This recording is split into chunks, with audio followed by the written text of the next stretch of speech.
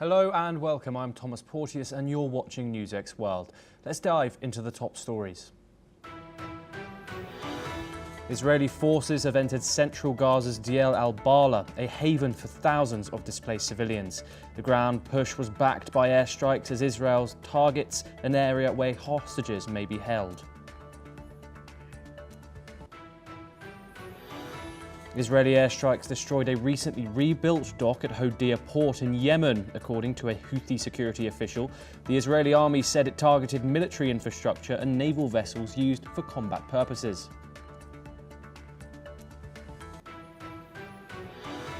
Russian drones and missiles hit Kyiv, killing 2 and damaging homes, a nursery and metro shelters. Zelensky called it an assault on humanity as France's top diplomat arrived to condemn the strikes.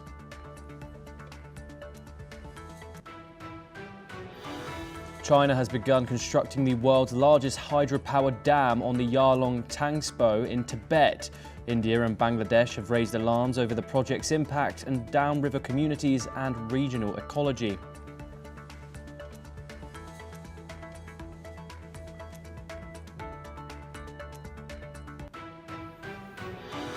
Hundreds of Bedouins were evacuated from Sawida in Syria under a US-backed ceasefire after deadly clashes. The violence has killed hundreds and tested interim President al-Shara's rule amid Israeli strikes and sectarian tensions. Iran will meet European powers on Friday in Turkey for fresh talks on its nuclear program after recent US airstrikes on Iranian facilities. The E3 nations warn sanctions could be reimposed if Iran refuses to cooperate.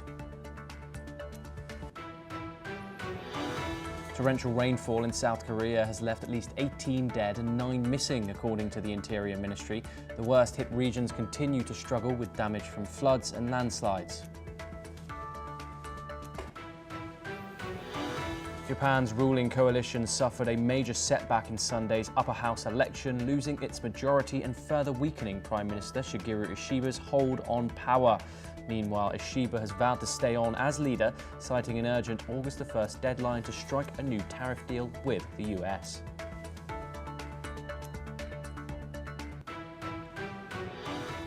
Now we start this hour in the Middle East, where in a significant escalation, the Israeli Air Force launched drone strikes on Yemen's Houthi-controlled Hodeidah Port, targeting what it called military infrastructure of the Iran-backed group. According to the Israeli Defense Forces, the drone strike destroyed equipment used to restore previously damaged facilities, including fuel tanks, engineering gear, and vessels allegedly used for military purposes, and attacks on global shipping routes. Defense Minister Israel Katz warned that the Houthis, like Tehran, will pay a heavy price for threatening Israel.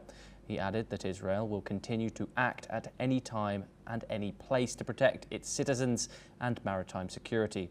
There's been no official response yet from the Houthis. We are now joined by Professor Armin Saikal, who is an adjunct senior fellow at the S. Rajratnam School of International Studies and Nanyang Technological University, located in Canberra. Thank you very much, Professor, for joining us on the programme. How significant is this strike at the Hodeidah port, and how much will this damage the Houthis' capabilities here? Well, this is not the first time that Israel has carried out attacks on the Hodeidah port. It's done it before, and at one point, Israel had claimed that they had inflicted very heavy damage on the port. Obviously, they are not really satisfied to the extent of the damage, and they've gone again in order to make sure that this port is disabled, because it is the main port for the Houthis in terms of receiving goods and, of course, also exporting goods, and particularly, as you pointed out, allegedly receiving arms from Iran. Professor Saikal, first of all, who are the Houthis, and what implications do they have for global shipping? The Houthis is an offshoot of Shia Islam, and they have been fighting for the control of Yemen over a long period of time. And the Saudi Crown Prince Mohammed bin Salman unleashed an Arab-led military campaign against the Houthis several years ago. But it was not able to suppress the Houthis, and it is very widely reported that the Houthis are strongly backed by the Islamic Republic of Iran, and the Houthis have announced, ever since the advent of Israel's war in Gaza, to support the Palestinian cause, and more specifically to support Hamas and the citizens of Gaza. And they have been targeting Israel quite periodically, and Israel have retaliated. But also what they have really done is to make sure that ships bound for Israel are not allowed to get through the Red Sea. And that, of course, caused or has had wider implications for many countries. And the United States and Great Britain had joined forces in the past and had bombarded Houthis' places in order to disable their military capability. And Israel has joined it as well. But the United States, as President Trump announced not very long ago, reached a ceasefire with the Houthis. So the ceasefire really applies to the relationship between Houthis and the United States, not necessarily Israel. And therefore, Houthis has continued their rocketing of Israel, and now Israel has once again retaliated. Yes, Professor Saikal, thank you. You are staying us for further updates from the West Asia region. Iran is accusing European powers of violating their commitments under the nuclear 2015 deal. At a press conference in Tehran, Foreign Ministry spokesman Ismail Baqai sharply criticised Britain, France and Germany, saying they failed to honour their JCPOA obligations. This diplomatic development comes as Iran prepares to host Russia and China for trilateral talks on Tuesday, amid European threats of reimposing sanctions. Tehran says the talks will focus on Europe's failure to uphold the deal and on what it calls illegitimate pressure over Iran's atomic program. The remarks mark a fresh escalation in tensions between Iran and the West. طرفای اروپایی خودشون متهم هستند به خاطر اینکه هم قصور داشتن هم تقصیر در ایفای تعهداتشون طبق برجام و بدتر اینکه بعد از تجاوز نظامی رژیم صهیونیستی نه تنها محکوم نکردند بلکه با برخی موضع‌گیری‌ها به نوعی در صدد توجیه این تجاوز برآمدند. We're now once again joined by Professor Saikal, who will give us a bit more insight about what's going on here.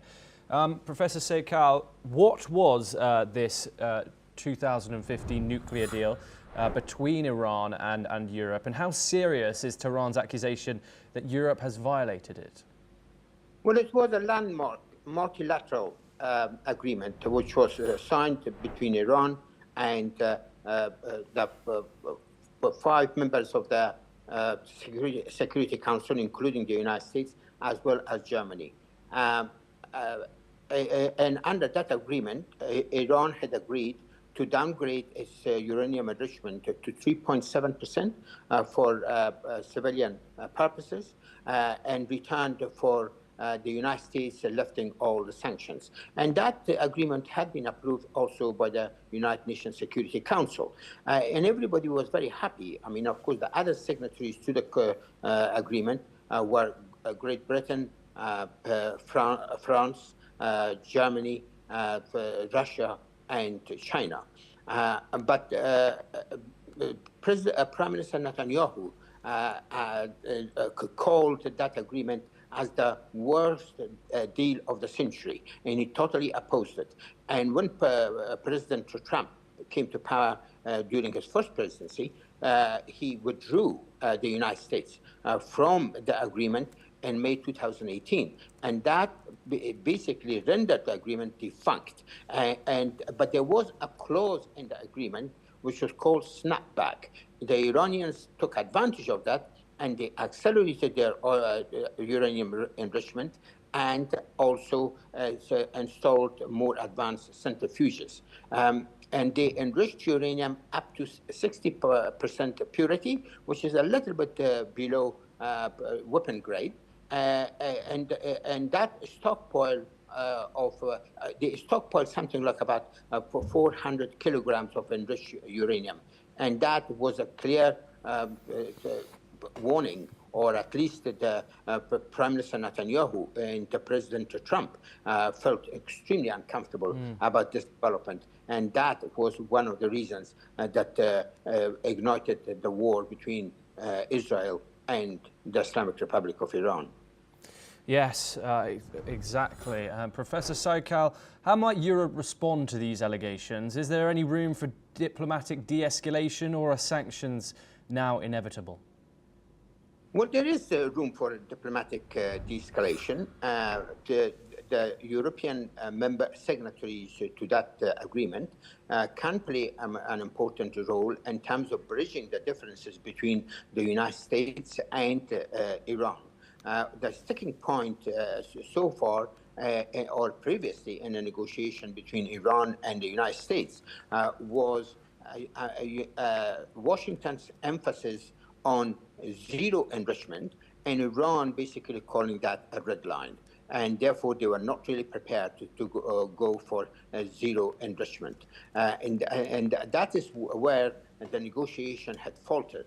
And the Prime Minister Netanyahu took advantage of that and attacked Iran because he always believed that the only way that they can resolve the Iranian nuclear program is by military action. And he had always demanded a Libyan-type resolution, that Iran should give up its entire nuclear program. And that's something that I think the Iranians say that they're not going to do that. Professor Saikal, thank you very much for your insight and joining us on the programme.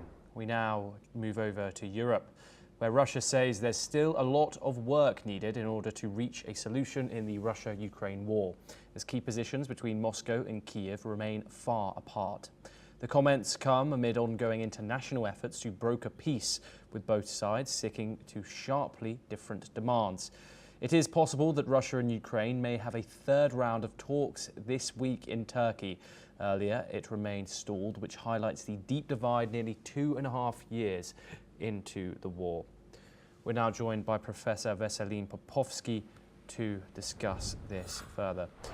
Professor Popovsky, Russia says there is a lot of work to do in this peace deal. Does this mean that they are still open to negotiations, or is it simply a diplomatic delay tactic? I will say the second, the delay tactics.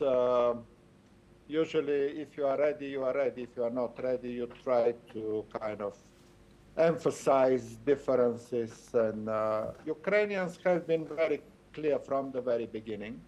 They were trying to reach a ceasefire. The United States was pushing Russia to agree at least on a 30-day ceasefire. It never happened because of Moscow. They are not negotiating ceasefire. And for that matter, finding differences is kind of an escape from being ready themselves to negotiate. And Russia doesn't do that mostly because it doesn't feel the international pressure much of what it has done over the last 3.5 years. There is no punishment on Putin when he kills civilians daily and weekly. And because there is no punishment, Putin can continue and do this again and again. So unless the sanctions get stronger and the support for Ukraine gets stronger, Russia will delay the negotiations. That's my assessment. Professor Popovsky, we have seen 2 rounds of direct talks so far, each of them amounting to little other than a prisoner swap, which, however, is still a development in regards to the fact that there had been no direct talks since the first couple of months of the war previously. Do you think we're going to be able to see any development here, given there is a possibility of a third round here in Istanbul, or do you think more feet dragging is going to happen? I expect a third round in Istanbul, but I'm skeptical about the results of that third round. it can end with something minimal, like the previous two rounds, exchange of prisoners of war, including dead bodies. It's not really any achievement, you know. This is very normal. Between the worst enemy, there are always exchanges of prisoners of war and dead bodies. This is historical and not a big achievement. So if out of the first two rounds, the only thing that we had was exchange of prisoners of war, this is really the most minimal outcome of those rounds. The positions remain the same. Russia demands its maximalist demands to basically destroy Ukraine as a state, as an independent state. That's what is the problem. The Russian demands are not demands. This is basically telling Ukraine to surrender, to change its government, to surrender territories. And obviously this is a non-starter. No country in the world will accept this. Effectively, Russia is saying, we couldn't achieve anything with military force. Now we want to achieve everything with diplomatic process, and that's absolutely unacceptable, unless Russia is under strong pressure and sanctions, and unless Ukraine is supported strongly, those negotiations will be very minimal.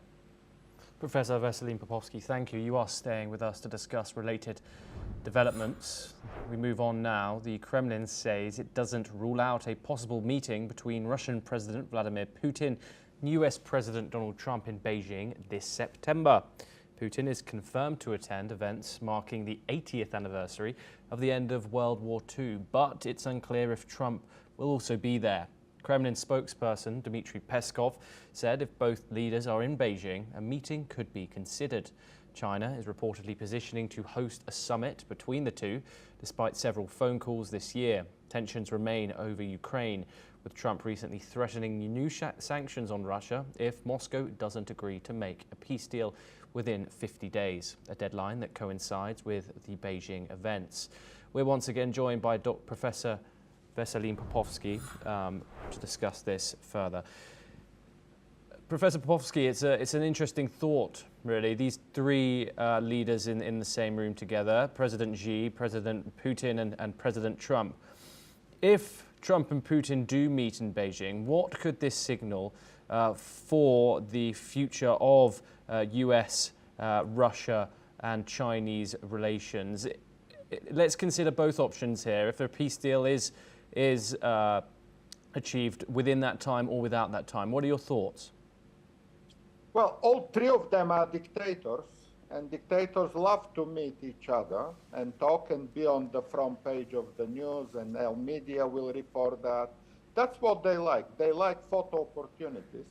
They want to be seen as a first grand news of every media. But outcome of that will be, again, minimal, exactly because they are talking this. Donald Trump doesn't change much the outcome of the Russian-Ukrainian war here. So the real negotiation should happen between Russia and Ukraine.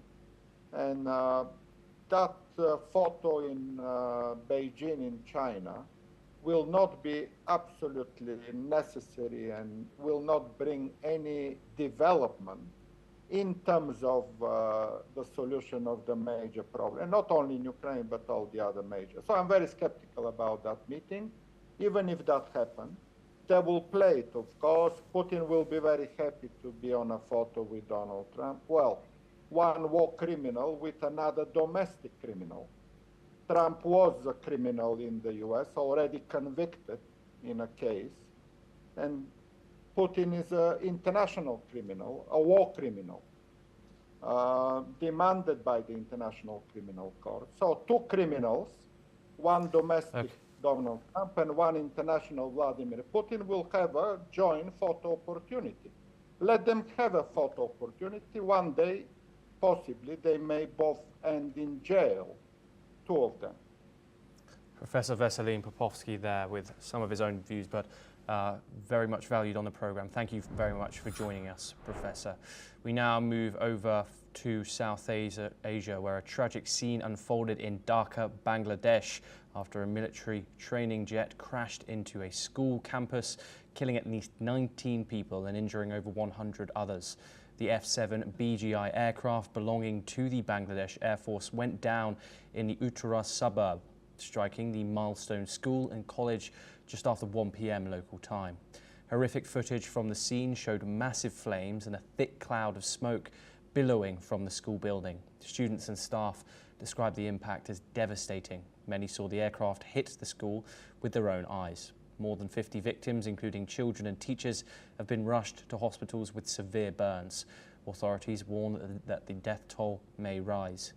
Bangladesh's interim leader, Mohammed Yunus, has called this moment a deep moment of sorrow and promised a full investigation into the cause of the crash.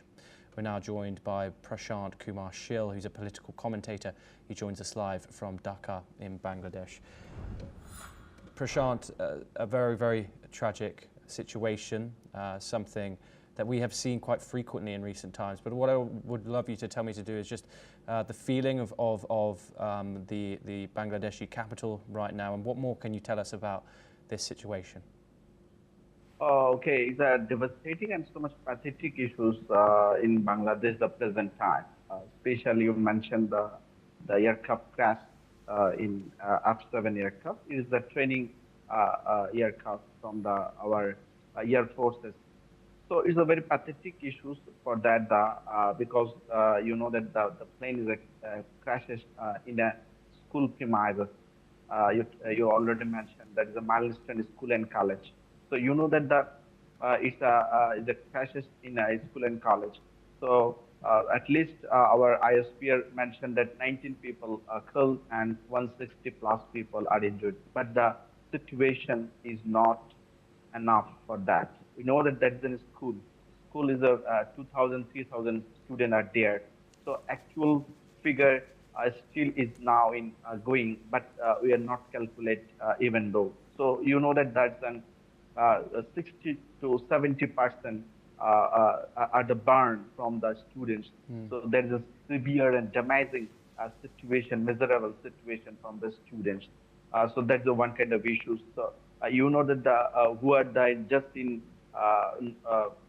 owned and other sided, they are still in a critical situation. So we just don't talk about the what are the total number of the died. Actually, my observation is more than 50 to 60 plus, but it still is the counting will digit. So you know that the pilot of the F-7, he's a flight lieutenant, Toki Islam Sagar, but he's not a very pressure flight lieutenant. He's one kind of as a senior. But we are very shocking that he is already dead in that kind of clash. So what the masses we see that you know that Dhaka is a very densely populated city in Bangladesh, and also you know that our main international airport, Dhaka International, Sharjah International Airport, and the clashes, the place is a very close, is a walking distance. So, you know, this is the busiest area in Dhaka, and also that this is in school premise. So, how pathetic and how miserable conditions for that is a very turning issues from that. And we just mentioned some of the quoted from our fire service and other authority. They can mention that there is so much fire and smoke in there, and already you know that this is school, and they have an all average ages 12 to more than 60 to 17. So this age our students are not enough to know how to accommodate and everything to properly as an incident. So I think some issues for that is an issues and there, and some panic attack is in here. So that is the issues, and overall is the conditions in Dhaka. There's an all hospital in burn unit and everything is busy. They are in some multifaceted problem because the number is not a single digit at all. Prashant Kumar Shil, thank you very much for giving us those details. We will keep you updated on this situation as it unfolds. Prashant, once again, thank you very much for your insight on that developing situation. We now move on once again, where the European Union is exploring a broader set of possible countermeasures against the United States as prospects for an acceptable trade agreement with Washington fade, as some EU diplomats report. An increasing number of EU members, including Germany, are now considering using wide-ranging anti-coercion as per reports. The European Commission, which negotiates trade agreements on behalf of the 27-member bloc, had appeared on course for an agreement in which the EU would still have faced a 10% US tariff on most of its exports, with some concessions. Such hopes now seem dashed after President Donald Trump's threat to impose a 30% tariff by August the 1st, and following talks between EU Trade Commissioner Markus Šefčovič and US counterparts in Washington last week. We're now joined by Joshua Barnes, who's an anchor and correspondent for NewsX World, to just give us more details on this. Josh, what context can you give us behind these new statements by the EU? Well, yes, Thomas, this situation is, of course, a complex one. Trump's tariff actions starting on Liberation Day at the beginning of April, that term he coined himself, looking at trade imbalances between the US and key trading partners. And the EU are certainly that, a bloc of almost 30 nations that provide such huge amounts of trade between both countries. But of course, in more recent times, Donald Trump has revised his tariff deadline, initially set for the beginning of the month, now at the end of August. And discussions over these rates could have huge ramifications. We saw Liberation Day, of course, big impacts on the markets. Now, markets have understood Donald Trump's rhetoric around tariffs, and it has seen more stability even with these announcements. But it's difficult to understand how Trump will follow forward with this, but the EU, of course, probably sitting there thinking we have to plan for the worst, and tariff rates of double digits and above will certainly have a huge impact. It's something that a lot of countries are looking to work towards. Deals have been done with the United Kingdom and the US, Vietnam, as well as other discussions ongoing. But the EU really do want to get a deal done, as probably do the US. Trump's trade imbalances and Trump's rhetoric has all been around getting countries to the negotiating table, and the EU is a key one of those. We will, of course, bring you all the updates here on NewsX World as we get them, as that August 1st deadline draws closer. Thank you very much, Joshua, for that insight. Well, that is all we have time for, and we will continue to bring you news updates from around the world. Thank you for joining us.